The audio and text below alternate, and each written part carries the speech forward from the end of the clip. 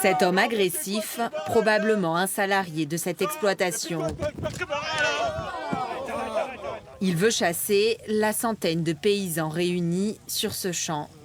Tous sont venus dénoncer l'achat du terrain par des investisseurs chinois.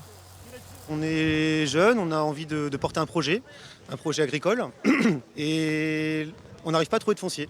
Parce qu'il y a des personnes qui ont beaucoup d'argent et qui spéculent sur la terre, sur un bien qui doit être normalement, qui devrait être protégé en fait contre toutes ces choses-là.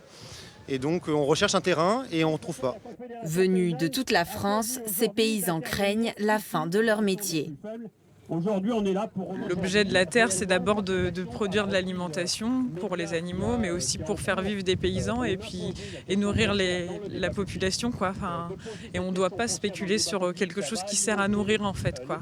Chez nous, en Ille-et-Vilaine, par exemple, c'était quelqu'un qui voulait construire un très grand parc d'attractions en utilisant beaucoup de terre, en fait, alors qu'à côté, il y avait des paysans qui avaient besoin d'être confortés sur leur ferme.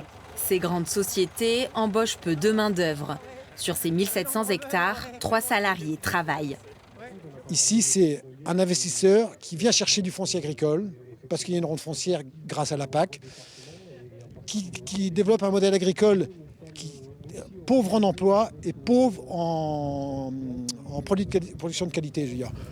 Ces agriculteurs, ces éleveurs réunis sur ce champ sèment du ré gras, la nourriture destinée à l'élevage.